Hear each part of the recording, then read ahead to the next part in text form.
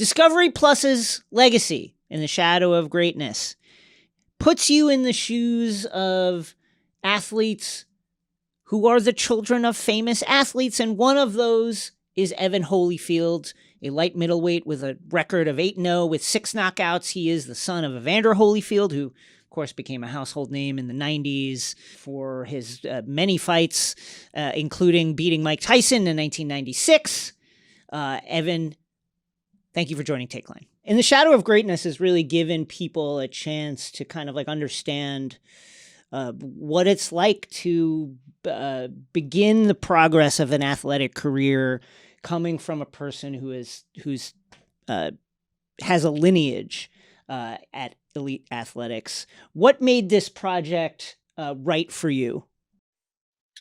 Well, firstly, it kind of came down the pipeline with Dwyane from my brother, and he was asking me if I wanted to be a part of it, and of course, I just jumped on the opportunity because, you know, it's my closest brother, Elijah, and I know he wouldn't steer me into anything wrong, and you know, why not just help out? So that's pretty much what it was for me, and it's kind of just changed over time. Do you remember when did you get serious about fighting, about boxing? Your father says, your father, Evander Holyfield, says he got you into the fight game at about 8. But when did you really start thinking seriously about pursuing it in a real way? I gotta say, like, probably towards like 8th grade, 9th grade, because when I had my first fight at 8, my mom took me out and she made me play every other sport. So that's like, she was just hoping I should have another passion. So, you know, I did football, track, wrestling, swimming, gymnastics, like taekwondo. And I played like literally every single sport I possibly could play. But at the end of the day, you know, it was towards like 8th, 9th grade. You know, like for some reason during like 2012, there was a lot of like young prodigies, child prodigies coming up, you know. So I remember seeing that a lot on YouTube. And, you know, my brother was getting ready. You know, my brother's my age, so, you know, he's going to 9th grade too. So I remember college football was a big thing for him too. So it really wasn't about what was happening in the 9th grade. It was about what was going to happen the next like 4 years. That's the way he was thinking. So like, you know, I seen him like, you know, starting to invest all his time into that. So, you know, I kind of like wanted to find something for myself, you know, really wanted to find something to really go in and really invest my time. And I had really came into it, and I was like, I'm gonna do it with boxing. You know what I mean? Like, I always have been interested in boxing. At the time, HBO boxing was, you know, still a big thing, and they had fighters like Canelo, Pacquiao, you know, Kovalev. So, you know, those are the fighters I was watching, you know, and it really kind of inspired me to, you know, really want to box. But one other boxer really made me, you know, really go all in, because I don't understand what boxing is not like, you know, one of those sports like, you know, you just kind of could just hop in, you know, and you may be able to do good, you know, like basketball, you know, you know, you see kids go outside and shoot the basket, you know, you got a good shot, you can play on the basketball team most likely, you know what I mean? You can learn on the job. But boxing is one of those things, like, there's kids that be boxing, they've been boxing since like 8 years old, you know what I mean? So by the time they come to like the age of like 13, 14, 15, it really doesn't even matter who they're boxing with. These kids can beat up grown men, because, you know, at the end of the day, it don't matter how strong you are. It's about the skill. It's the skills that you learn that sets you apart. But I had watched a video on this boxer named Errol Spence, and he's a world champion now. He was 2012 Olympian and stuff like that. And he was inside this video. It was highlighted that he had started boxing at the age of 15 years old. Wow. And when I heard that, I said, now at the time I was like 13. I was like 12 or 13. And so I was like, oh yeah, hey, he made it all the way to the Olympics. So I still have a chance, you know what I mean? I'm not too old, you know, there's a gap. The gap's not too big to, you know, to cover, you know what I mean? So I went downstairs and I had told my mom first that I just wanted to do boxing, because, you know, Errol Spence was talking about he quitted football and all he did was boxing. So I was like, you know, hey, this is the recipe. You know, the common thread between everybody who's, you know, successful in athletics is, you know, they pretty much just all zoned in and focused on, you know, their one sport. Even I was seeing it firsthand with my brother Elijah, he had quit boxing to just go to just play football. So, you know, I'm seeing it firsthand. And even my dad, I heard my dad say a couple of stories about it. So I was like, yes, this is the way, this is the route to go. You know, I'm going to put all my marbles in, and I'm going to see where it takes me at the end of high school. You know, not really at the end of high school, but I'm going to see where it takes me. You know what I mean? And first couple of years when I first started boxing, you know, like at the age of like 12, 13, it was kind of like discouraging. You know what I mean? Just going to the gym in what way? day. It was encouraging. See, like I could say it was encouraging by the people who I had around me. I say that because I feel like the people around you really kind of do make or break you. You know what I mean? If you got, you know, I'm not trying to talk mess or anything about anybody or anybody's friend groups, but like literally, if you have like friends around you and they're like real complacent or real easy to quit, you know, you'll find yourself doing the same thing. You know what I mean? And I feel like at the time, at that time, I had a lot of people around me who were, you know, older than me, you know, especially at the boxing gym. You know, it's not just like one specific age group. You know, it's not like I'm just around a whole bunch of high schools. I'm around a lot of grown men, people from different backgrounds. Because when I started boxing in Bankhead. You know, and if you don't know, and you're from Atlanta, you know, Bankhead's the hood. It's like where T.I.'s from and stuff like that.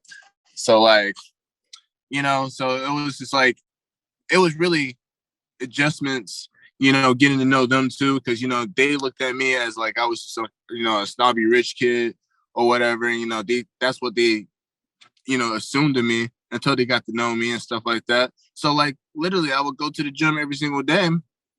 And if it wasn't for these people around me that were encouraging me to keep me going, I was getting beat up every day. You know what I mean? I go to practice, you know, I do the drills. Hey, the drills was the fun part. You know what I mean? Hey, right. running, Yeah. Hey, the hard work. Yeah. So they talk about running and stuff. Hey, they say like doing all that running and stuff was like normally the hard part for boxers. Hey, that was the fun part for me because I could do all that well. I could run. I'm really good in shape. I could do the drills, but it was like when it came down to sparring, you know, those kids were getting the better piece of me, you know, and yeah, and I bet if like, listen, if I'm a sparring partner at the gym, and I get a chance to show the son of a famous world champion, like I want to make my name for myself. I would imagine dudes were going after you. Takeline is brought to you by Underdog Fantasy. I want to tell you about the easiest, most fun way to spice up your season. It's Underdog Fantasy and their brand new Pick'em game. Just pick over or under your favorite or least favorite or the player you think is the cutest or the ugliest player stats, and you can win up to 20 times your money in a single night. Underdog keeps it super simple with their easy-to-use website and mobile apps. Pick between 2 and 5 players, and you can take home some cold hard cash. Use code TAKELINE and get your first deposit doubled. Sign up now with the code TAKELINE, and whatever amount of money you put in, up to $100, you will get doubled as bonus cash when you make that deposit of $10 or more. Deposit $100, get $100 free. Deposit $98, get $98 free. Deposit $11, you get $11 free. That's how it works.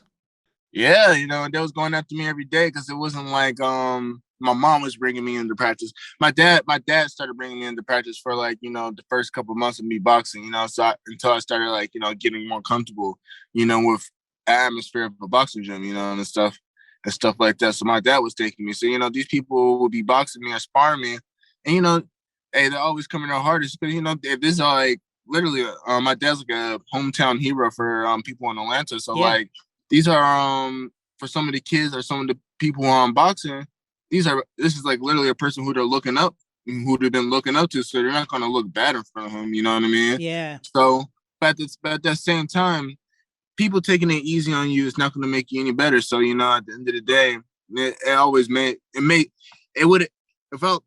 wouldn't make me the person who I am today because you know, it really taught me how to persevere and, you know, it really just push through the things. And you got to look at the bigger picture sometimes, because, you know, if you just focus on the small things of what was going on every day, like, you know, I was doing good at everything except sometimes in sparring, you know, somebody get off on me, you know, and the boys would get off on me, but I come back the next day, and what really kept me going was I may land like an extra punch or something like that, 2 extra punches, or you know what I mean? I may have caught him lacking for like, you know, a couple seconds or something like that. And I'd be like, oh yeah, you know, I'm getting better. You know, if I could just build on top of that, I can, you know, clearly I'm going somewhere. In the series, you talk a lot about how you saw your dad more as a dad and less as a boxer. Like that's the way you, of course, interact with him as your dad. But of course, he was the defending heavyweight champion at the time when you were born.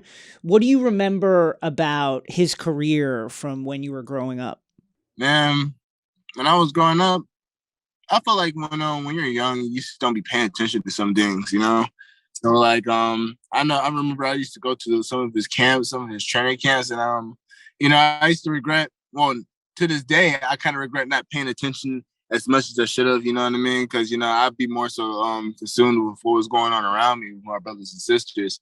But as I got older and stuff, you know, I definitely started watching his fights and stuff, and when I was younger, he was just more so just a dad to me, you know, just somebody who I used to love on and only looked at us as a parent. I was completely oblivious of all the achievements and all that he has done and stuff like that. But it really wasn't until I wanted to become a great boxer myself. It's when I had to really soak in all that what he's actually done.